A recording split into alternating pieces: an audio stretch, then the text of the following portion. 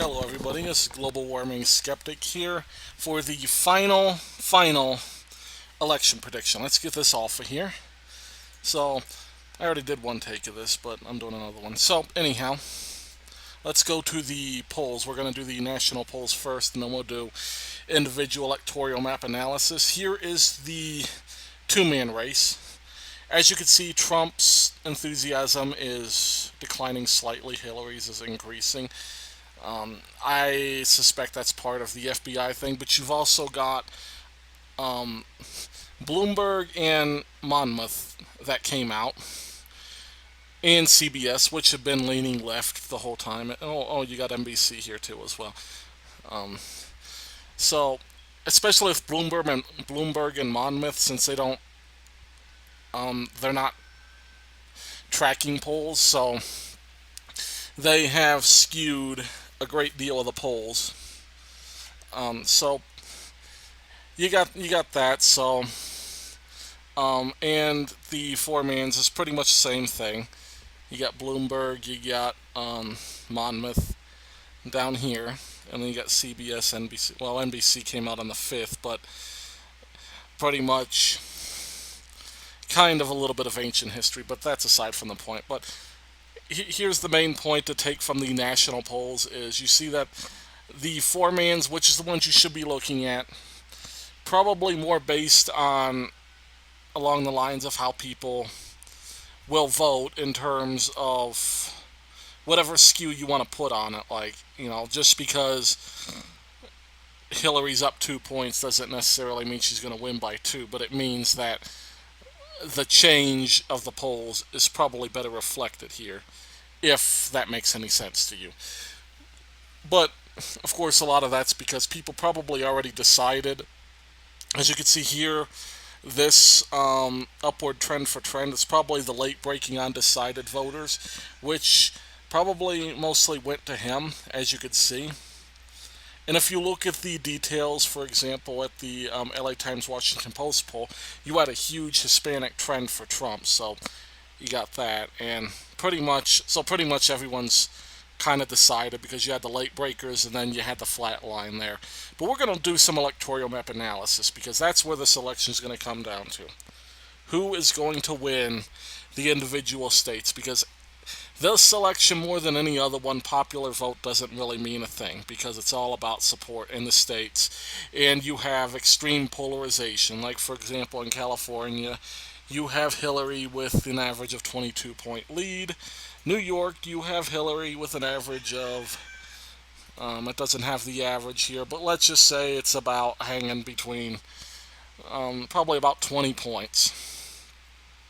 So you have very polarized opinions on Trump. It's usually this way, but you usually don't see, New York may average go 10 points for Democrats, but that's aside from the point.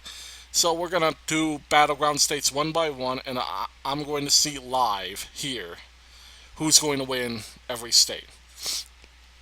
And we're going to go over any state that has any relevance.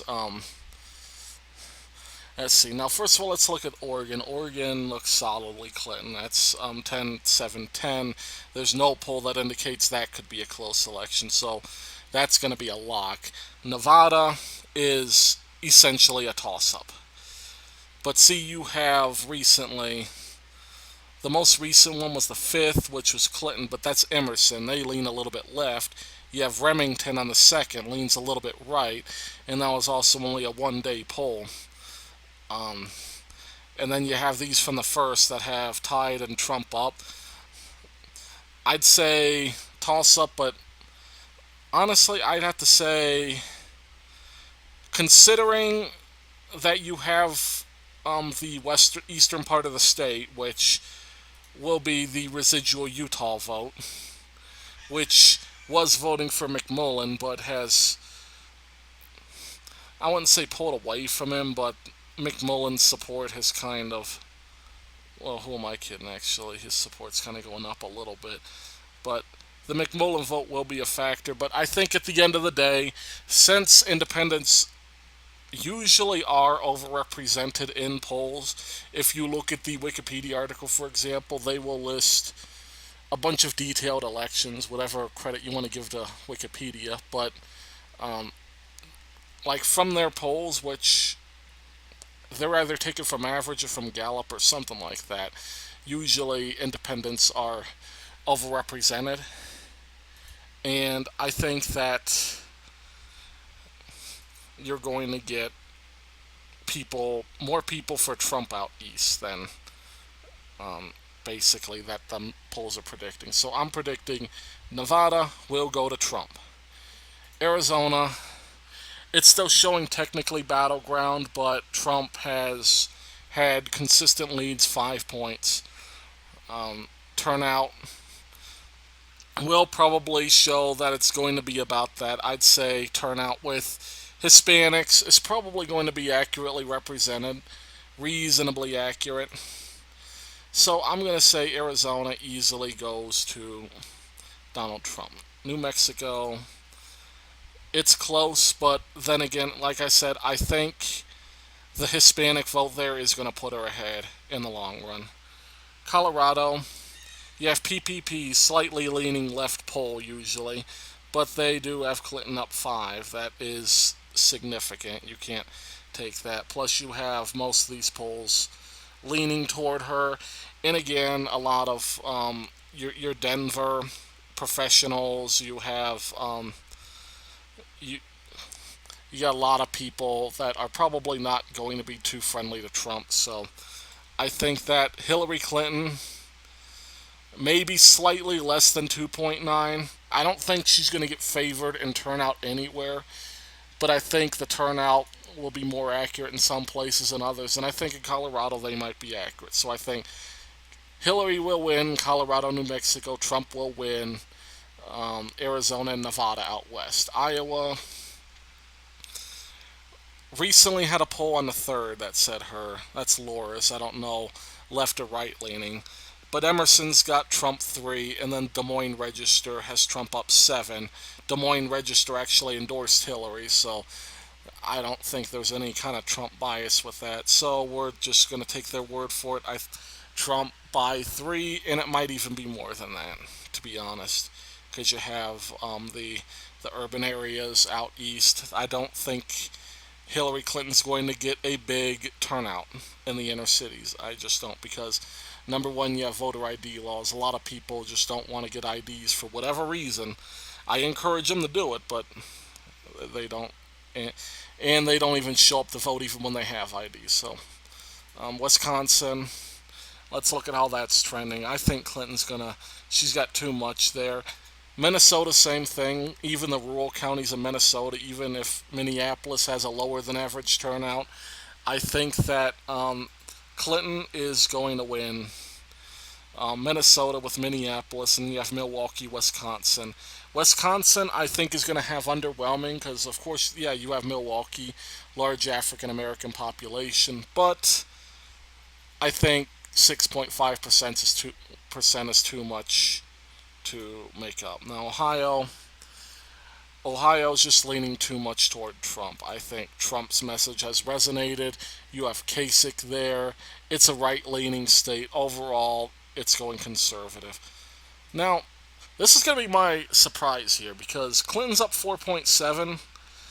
You have 554 in all these polls. Detroit Mitchell, PPP, Detroit Free Press. Now,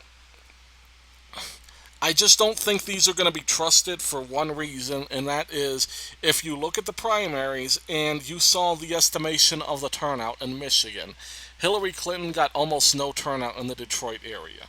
The Detroit turnout was abysmal in the Democratic primary. And Hillary Clinton, because of that, lost the election when they predicted over a 10-point victory.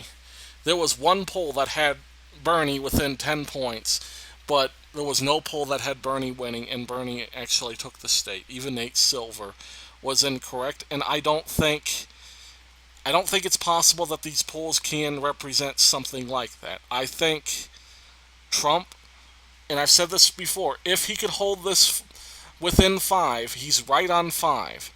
But if he could hold within 5, if no polls come out in the next day, I think he takes Michigan, and I am predicting an extremely close Michigan win. If he does not win, he will be within 1%. Very, very likely to be true. Ohio, well, I already went over Ohio. Let's go to Pennsylvania. Pennsylvania, you have, I'm not even going to try to pronounce that. R in parentheses, I don't even know what R in parentheses means, I guess. I don't know if it means Republican leaning or Harper Republican leaning, I don't know. But point is, Trump is up one here. Clinton is up 4.5, or 4 here, and then it's tied with Harper. Then you have Gravis, which is usually left leaning, Clinton up 2, then you have Clinton up 2, and these things are hard to pronounce. I'm not even going to try. And then you have the Monmouth, which is clearly a left wing poll. They're always slanting to the left of the rest of the polls. Trump has broken in Pennsylvania, but the last couple of days he hasn't made much traction. But perhaps because I am leaning toward believing that this upward turn is true, because these are the late breaking deciders. But more than anything, I think what's going to decide Pennsylvania is the Philly turnout. It's going to depend on the Philly turnout. I don't think Philly is going to turn out. Now, the problem with that is, while you have a lot of voters in Philly, you also have a lot of voters in the suburbs of Philadelphia and in the eastern part of the state, metropolitan areas, which do lean Democratic. So while she's not going to get the Philly turnout, I don't think, she might get turnout from those counties out east. It's going to be extremely close. I think 1.9%, I don't think that's a lead that she can hold. I don't think she's going to get the turnout necessary to hold that. I think Trump is going to take Pennsylvania very, very close. I think that's also going to be within 1%. It might be a little more than 1%. And Virginia, that's showing battleground, but that's right at 5%, which is right at the battleground. There's no indication that Trump can win here. Virginia does have some African Americans, but it also has a lot of affluent whites. It's got a lot of positive demos for Hillary that will turn out to vote. I think she's going to win. I think she's going to win by probably 3 to 4%, if I had to guess. 3 to 4% would be my best guess. North Carolina, I think that even though this shows Trump up 1.4, I think he's going to blow her out here. I think it's going to be blow her out by this election standards, I should say. I think it's going to be Trump probably by +4, +5, because I don't think she's going to get the black vote in North Carolina. Because although the dangerous thing about Virginia and North Carolina is that these are the two states that are doing positively under Obama. Two of the few places that are. And it's a little bit dangerous, and it could mean a little bit higher of a turnout for Hillary than normal, but I don't think they're going to show up. I don't think they're going to show up in Charlotte. I don't think they're going to show up anywhere else. So that's going to go to Trump. Georgia, again, there's no indication that Hillary even has a shot here. I think Trump's going to win, and I think it's going to be much, much bigger than this. I think he's going to win by 6, 7%, to be honest. We'll wait on Florida. That's going to be the biggest headache to predict. Now, you have the two polls here in New Hampshire. These are the most recent polls, so they do mean something. Clinton +11, Clinton +1. But then you have Gravis, which has Trump +2, and then you got tie, Trump +5, Trump +1, 2 ties. This is extremely, extremely difficult. Average is 0.6, but that's a little bit deceiving because these other polls are almost a week old, and these are the new polls. It's going to be tough. I think Clinton's going to pull it off, though. I just got to be realistic. It's New Hampshire's not going to be a place that has low turnouts. They are pretty political there. Maine shows battleground, but I just don't see it. But I do think that Trump is going to take District 2. He's going to benefit from high turnout there. Now we get to Florida, the toughest one here. Now you got this one poll here with which also shows Trump up in Florida. You got opinion survey shows Clinton up. Quinnipiac shows Clinton +1. That's as left leaning as it gets. That and for Clinton to be up +1 there, it's I don't know that Florida keeps swinging back and forth, so it's going to depend on turnout. Trump is going to get a very big turnout from the Panhandle, but I think Miami is going to get a decent, halfway decent turnout for Hillary. And it's going to depend on Tampa, Lakeland, those kind of places. How big of a turnout do those liberal areas have? Lakeland is a pretty good turnout. That benefits Hillary. But Tampa, I don't think is going to turn out. I think they're just one of those urban areas that you can't count on their voters. And that's going to be a big thing. So let's go ahead and light this up. Let's see who wins because I haven't done this calculation yet. So we're going to go. I'm pretty sure under this Trump wins, but let's have a look here. All right, so we got Trump winning here and here. We got Clinton winning here and here. We got Trump winning Iowa. We got Trump winning Michigan. Trump winning Ohio. Trump winning Pennsylvania. Clinton winning here, Clinton winning here, Trump wins District 2. You have Virginia, it's going to go to Hillary. You have North Carolina going to Trump.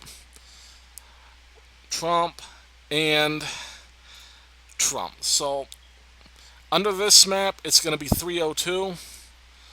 But even if Trump weren't to win Michigan, he would still win here. He'd have to win. Basically, it's going to come down to there's a few ways this can go. First of all, if Florida goes Hillary and Trump wins Michigan, Pennsylvania, Trump narrowly has a victory.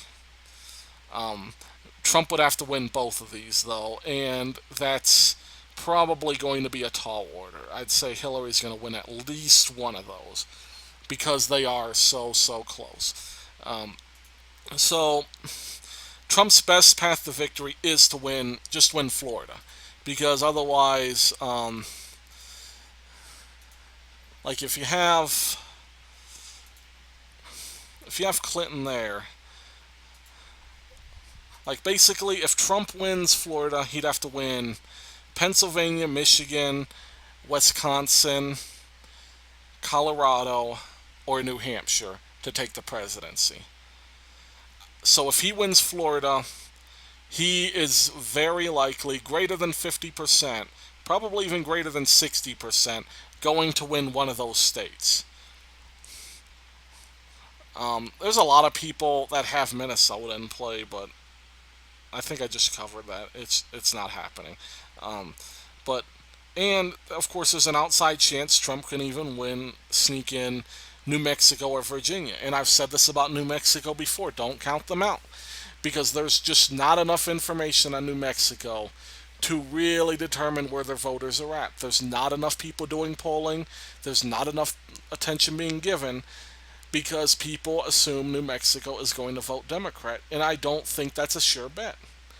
And I think the fact that Clinton thinks is a sure bet because she hasn't really visited New Mexico shows that they are flirting with a disaster there. So if Clinton basically has to hold all these states if Trump wins Florida. So this is why I think this election, once again, there's a lot of people that say Ohio and Florida are not in play. I think Florida's more in play than ever because it's like I said, Florida is the path. Like if Hillary wins Florida, Trump has to really stretch. Like I said, he could take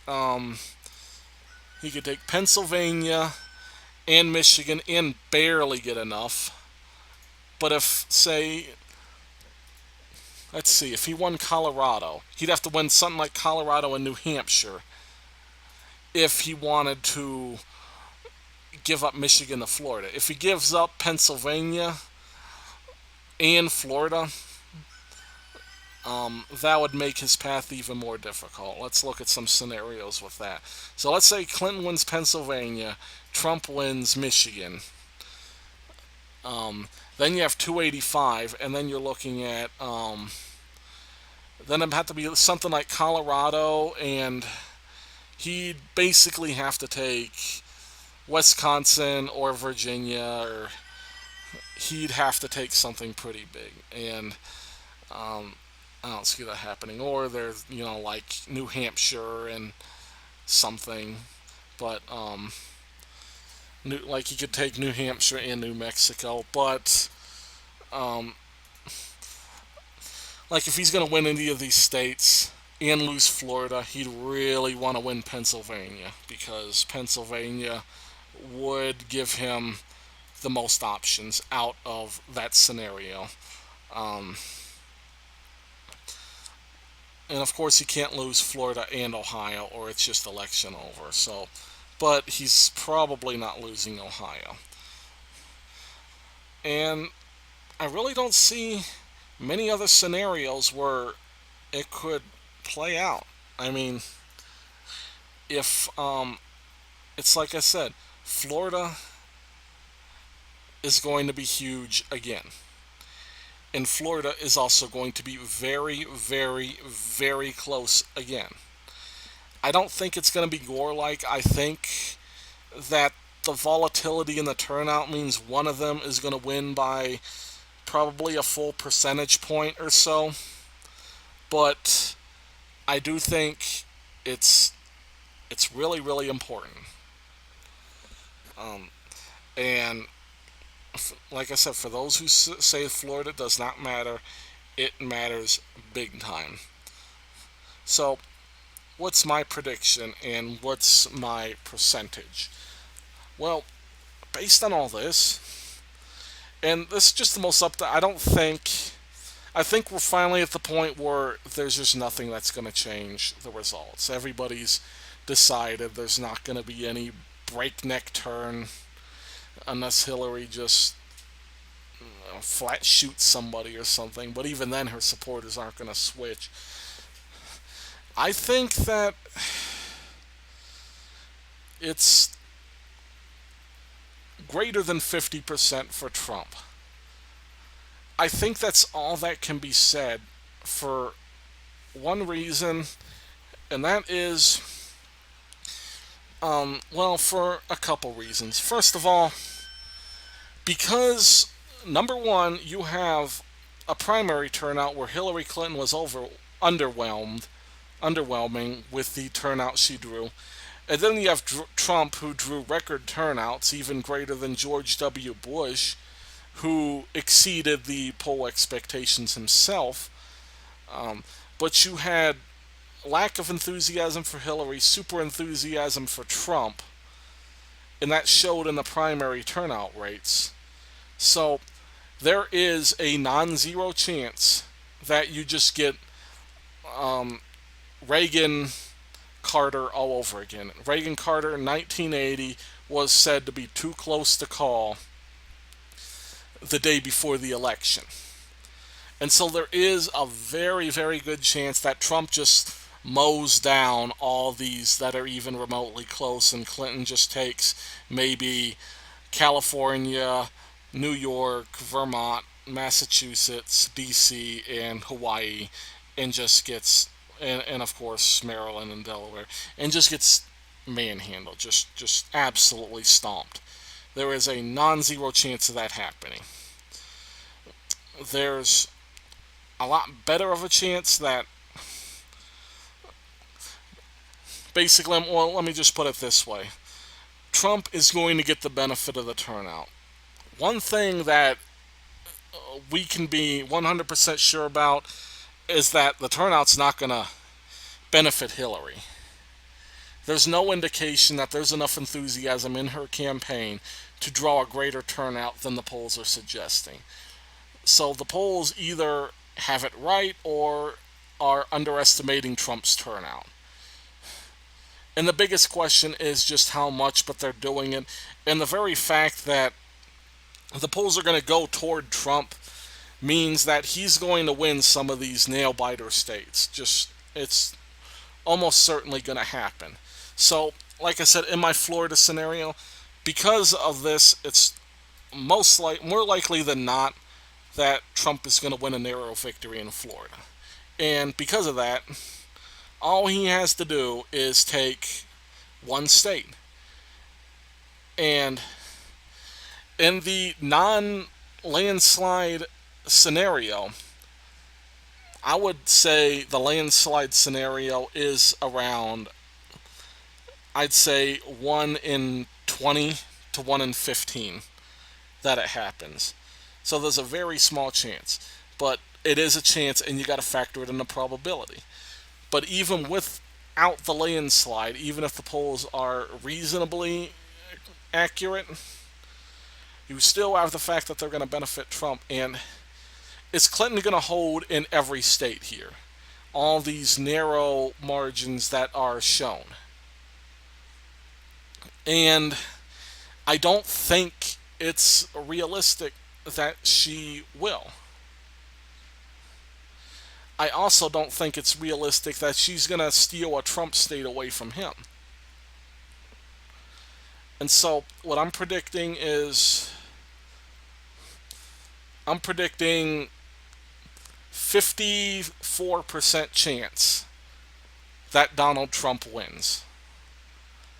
And I'm trying to be as unbiased as I can with that, knowing that the polls are very slightly in her favor, but the turnout's going to be in Trump's favor. And that's just going to be a fact. And that is my judgment. I predict that Trump will probably win, and I'm predicting he's going to get about, I'm going to say the over-under is 295 electoral votes. Anyhow, thanks for listening, guys. God bless.